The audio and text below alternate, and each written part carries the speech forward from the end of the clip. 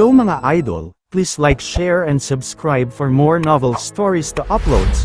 Harvey Yorks, nagkamali kayo ng inapi. Kabanata 21, biglang bumalik sa kanyang ulirat si Don. Umiti siya at sinubukang bumawi. Wala yon, niyaya ako ng Vice President kung pwede kaming uminom. Wala akong oras ngayon, kaya, sabi ko magkita kami bukas. Nagulat ang lahat sa pamilya Zimmer nang marinig ang tungkol dito. Ang Vice President ng York Enterprise, niyaya si Don, na uminom sila. Bukod dito, tumanggi si Don at nagsabing bukas na lang daw, tunay ngang mayroon siyang katayuan sa buhay. Ang bawat isa sa pamilyang Zimmer ay hindi mapigil ang lumapit at magtipon sa paligid ni Don para pasayahin siya. Sa oras na iyon, may sigaw ng isang preno ng mamahaling sasakyan mula sa gate ng villa ang pumarada. Maraming itim na Bentley ang kasunod na pumarada sa harap ng gate ng villa. Pagkatapos, ang mga pinto ng kotse ay sabay-sabay na nagbukasan. Ilang kalalakihan ang lumabas mula sa mga kotse na may dalang mga watermelon knife at baseball bat.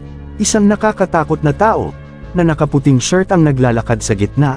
Sa gitna ng mga maskuladong mga lalaki, siya si Tyson Woods. Samantala, may hawak siyang sigarilyong hindi nakasindi sa kanyang mga labi. Sa halip, interesado niyang tiningnan ang villa na nasa harapan niya. Kuya Tyson. Tumakbo si Don at yumuko kay Tyson, namumuno sa grupo ng mga kalalakihan. Tinulungan din niyang sindihan ang sigarilyo nito. Tumango si Tyson, pagkatapos ay sinabi niya habang naglalakad, "Sino ang nagbuli sa aking kaibigan Don?" "Ang lokong ito, Kuya Tyson, pabagsakin mo siya. Iwan natin siyang naghihikahos," sigaw ni Don.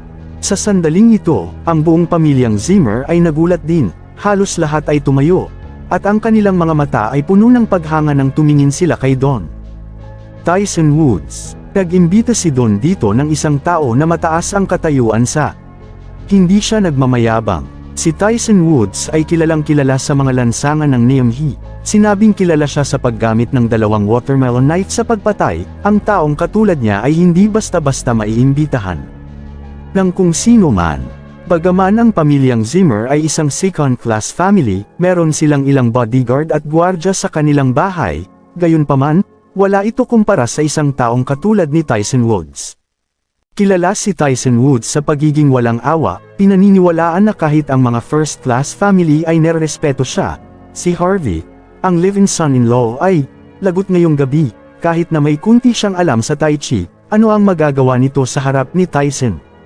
Katawa-tawa naman. "Harvey, bilis magtago ka." Hindi alam ni Mandy kung anong pumasok sa isip niya, balisa kasi siyang napatayo at walang alinlangan na sinabi iyon sa asawang si Harvey, natatakot siya para sa mahal niyang asawa.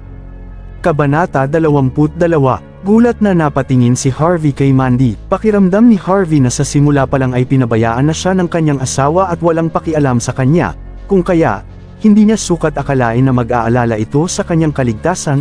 Nanlambot ang kanyang puso sa pag-iisip nito, ngunit, hindi alintana ni Mandy ang pagbabago sa damdamin sa isip ni Harvey. Puno ng kaba ang isip niya sa mga sandaling iyon.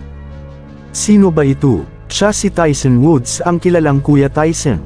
Bagaman hindi pa niya ito nakita ng personal, marami siyang naririnig tungkol sa kanya. Si Tyson Woods ay sinasabing isang gangster ilang taon na ang nakakaraan. Ngunit pagkatapos na kunin siya ng isang tao, siya ay sinanay at binigyan ng bagong bihis. Sa hindi inaasahan, dugot pawis ang ipinuhunan niya hanggang sa gumawa siya ng pangalan para sa sarili niya sa Neomhi. Kahit si Tyson ay nasa pagnenegosyo at nagawang pigilin ang sarili niya sa nagdaang 2 taon, kinatatakutan pa rin siya, maging ang mga pulis at triad ay nerespeto siya.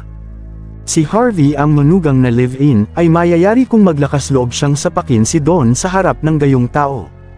"Bilisan mo at umalis ka na." Si Mandy ay balisa, tumayo siya at hihilahin sana si Harvey, ngunit hawak-hawak ni Cynthia si Harvey sa kabilang dako.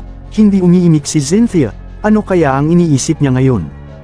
Wala na ba siya sa tamang pag-iisip? Hindi ba kinamumuhian niya ang manugang na ito na walang kwenta? Bakit siya pa ang tumutulong sa kanya ngayon? Hindi lamang si Cynthia, pero ang iba pang mga miyembro ng pamilya Zimmer ay pinigilan rin si Mandy. Na-offend ni Harvey ang magiging manugang ng pamilya Zimmer, Don Zander, ngayong gabi. Bukod dito, ang sumusuporta kay Don, ang dakilang Tyson, ay narito. Kung sino mang kakampihan, si Harvey ngayong gabi ay baka ma-offend din si Tyson. Sa katunayan, Ang mga taong ito ay sabik na makitang patay si Harvey kahit na hindi nila iniisip, hindi nila siya papanigan. Si Zack, na nagulat din sa sandaling ito, ay nagsalita, "Mandy, anong iniisip mo? Bakit ka nag-aalala tungkol sa basurang iyan? Mabuti nga, wala siyang kinalaman sa pamilya Zimmer ngayon, kung hindi man, tayo ang pamilya Zimmer ay masasangkot sa malaking kaguluhan ngayong gabi." Ang lakas ng loob ng Judas na ito nagalitin si Ginoong Xander, kahit na siya ay bugbugin hanggang siya ay mamatay, nararapat lang sa kanya yon. Tama, maraming miyembro ng pamilyang Zimmer ang nasa paligid ang tumango at sumang-ayon sa kanya. Sa una, wala ito, gayunpaman, ang walang kwentang taong si Harvey ay dinala ngayon si Tyson Woods dito dahil lamang sa isang maliit na bagay. Paano ito matatapos mamaya, hindi ba niya naiintindihan? Magiging okay ang lahat sana kung hinayaan lang niya si Don na bugbugin siya, isa siyang tanga at walang kwenta. Sa oras na ito, dahan-daang dumating si Tyson Woods habang nasa likod niya ang mga kamay niya, bumuga siya ng usok na pabilog habang naglalakad at sinabing, "Don, huwag kang mag-alala. Tinulungan mo akong kumita, ako ay isang taong marunong tumano ng utang na loob dahil may isang taong malakas ang apog na hamanin ka, ako mismo ang sisir sa kanya ngayon." Tuwang-tuwa si Don. Pagkatapos ay mayabang siyang lumakad palapit kay Harvey, palagi niyang pinupuri si Tyson, hindi niya inaasahan na tutulungan siya ni Tyson ngayon, sinabing maraming pamilya ang nagnanais na anyayahan si Tyson na kumain, lahat sila ay tinanggihan. Sa suporta ni Tyson, ang kanyang marriage proposal ngayong gabi ay sigurado na. Kabanata 23, paminsan-minsan ding nakasama ni Don si Tyson. Minsan, pumunta si Don sa Platinum, nakabunggo siya ng isang magandang babae nang hindi sinasadya at muntik nang mapatay. Nagkataong dumaan si Tyson at ayaw niyang may gumawa ng gulo sa store, kung kaya, tinulungan niya si Don na malutas ang problema. Mula noon, alam ni Don na hindi sapat kung mayaman lang siya, kailangan nila ng mga kaibigan. Sa makatuwid, pinag-isipan niya ang pakikipagkaibigan niya kay Tyson at inalok pa siyang tulungan siyang ayusin ang kanyang finances. Tinulungan niya si Tyson na kumita ng pera sa nakaraang 2 taon, at ito rin ang dahilan kung bakit siya naglakas loob na tawagan si Tyson ngayong gabi. Gayunpaman, ang investment ay hindi garantisado, may ilang beses kung saan nawalan ng pera si Tyson, at napangisi si Don upang tulungan siya. Alam niyang kapag mawala ng pera si Tyson, papatayin siya ni Tyson hanggang sa matae siya sa kanyang pantalon. Pero, sa totoo lang, dahil sinuportahan ni Tyson si Don, ang kanyang reputasyon sa mga nakababatang henerasyon sa NME ay tumaas din.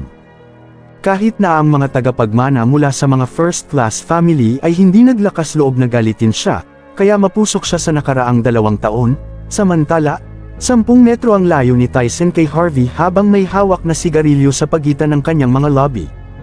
Gayunpaman, ang mga ilaw sa bulwagan ay medyo madilim, at kaakibat ng usok sa harap niya, hindi niya makikilala si Harvey. Sa sandaling ito, kumuha siya ng isang watermelon knife, at kinalad ka dito sa lupa, at naglakad palapit kay Harvey.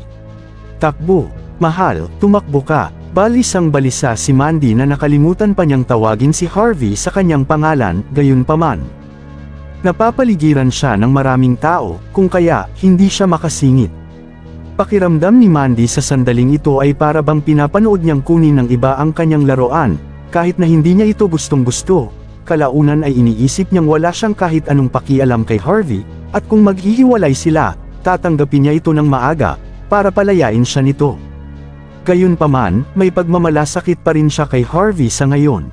Sa kasamaang palad, nakita niya si Tyson na dinura ang sigarilyong nasa bibig niya at hinawakan ng mataas ang kutsilyo bago pa niya matapos ang iniisip niya. Nang mahulog ang sigarilyo sa lupa at nawala ang usok, nakita na ni Tyson sa wakas ang taong nasa tapat niya. Si Tyson ay gulat na gulat at nanlungo ang kanyang mukha. Pinagpawisan nito ng malamig, "Bakit nandito ang aking young master?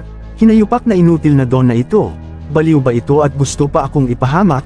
Walang hiya ka, papatayin kita Don." Bulong nito sa sarili na parang estatwa na di pa rin kumikilos sa pagkakatayo si Tyson Woods.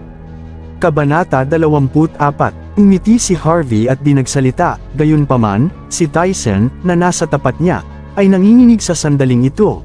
Ang gangster na karaniwang pumapatay ng mga tao nang walang awa ay nanlamig at halos maihina sa kanyang pantalon sa puntong ito, lalo na nang nagkatinginan sila ni Harvey, pumatak ang mga malamig na pawis niya at hindi makapagsalita sa mahabang oras. Si Don, na nasa likuran ni Tyson, ay medyo balisa nang makita niyang hindi na siya gumalaw.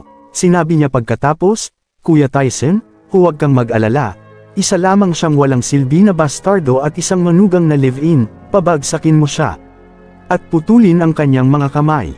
Patuloy na umangal si Don sa sandaling ito, ang kanyang mga mata ay mamula-mula, at hindi siya makapaghintay na makita si Harvey na mamatay sa lugar na yon.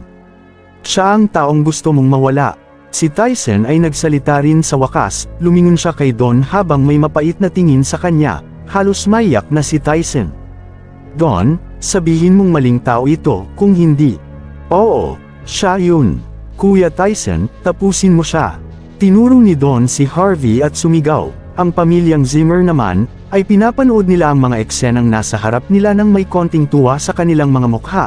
Alam nilang lahat na ang duwag na ito ay mamatay ngayon, pero gusto nilang makita kung papaano siya unti-unting mamamatay sa kamay ni Tyson Woods. Gayunpaman, nakasimangot si Senior Zimmer at sinabing, "Turuan niyo lang siya ng leksyon at golping de gulat, huwag mo siyang patayin. Huwag siyang patayin." Umisi si Don, sinira ni Harvey ang kanyang reputasyon sa harap ng maraming tao. Kahit na hindi niya ginawa ito, gusto pa rin niya siyang makitang patay dahil ito ang tanging paraan para makabangon siya kasama ng pamilya Zimmer. Ito rin ay isang mahalagang lugar para bumawi siya. Bukod dito, kailangan niyang takutin ang mga tao sa pamilya Zimmer, para kahit na alam nilang nalugi siya, walang mangangahas na akusahan siya ng anuman. Pwede niya ring gamitin ang yaman ng pamilya Zimmer at ibalik ang kanyang sarili sa tuktok. Halos matawa si Don nang maisip niya ito. Kaunti na lang, kaliwat ka ng benepisyo ang makakamkam niya at babalik siya sa tuktok basta mapatay niya si Harvey.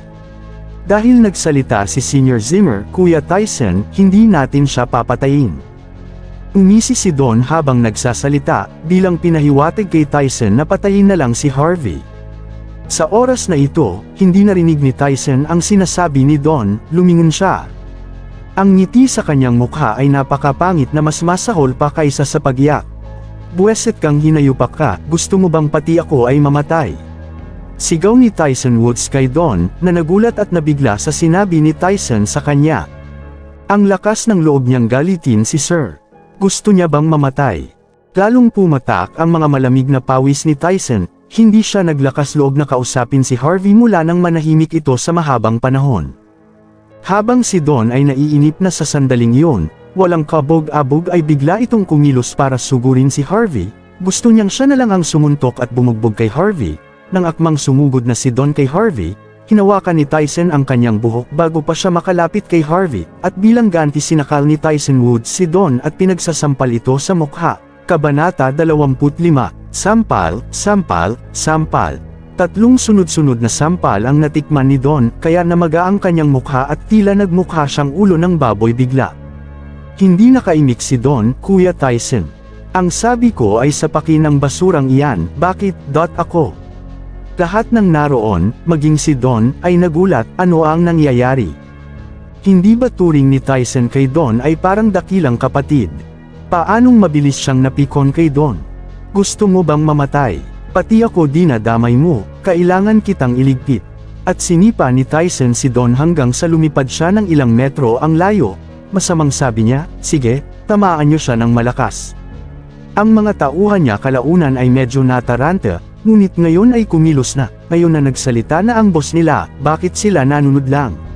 Sipain siya. Ilang dosenang tao ang lumapit kay Don para sipain siya. "Bakit, Kuya Tyson, bakit mo sila inutusang sipain ako?" Sumigaw si Don at bumulong, "Hindi ito ang gusto kong mangyari." Ang lahat ng mga miyembro ng pamilya Zimmer ay nagkatinginan sa isa't isa. Hindi bubugbugin si Don dito hanggang sa mamatay siya, di ba? Hindi na nakatiis si Senior Zimmer, umubo siya at sinabi, "Brother Tyson, pakiusap. Papatayin ko ang sinumang magsasalita ng kalokohan ngayon." Masamang tiningnan ni Tyson si Senior Zimmer, lumakad siya palapit kay Don para tapakan at durugin ang mukha niya.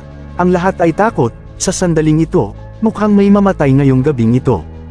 "Sir Harvey." Lumapit si Tyson kay Harvey na waribay may takot, nilunok niya ang mga salitang sinabi niya. Huwag kang mag-alala, ang taong ito na nagtangkang guluhin ka, tatapusin ko siya ngayong gabi. Tumutulo ang mga malamig na pawis ni Tyson habang sinasabi ito. Hindi siya nagpakita ng paggalang kay Harvey nang magkita sila kahapon, pagkatapos ay ito. Nais uling sakali ni Tyson si Don hanggang sa lagutan siya ng hininga. Ano ang nangyayari? Ang lahat ay natulala sa inaasal ni Tyson.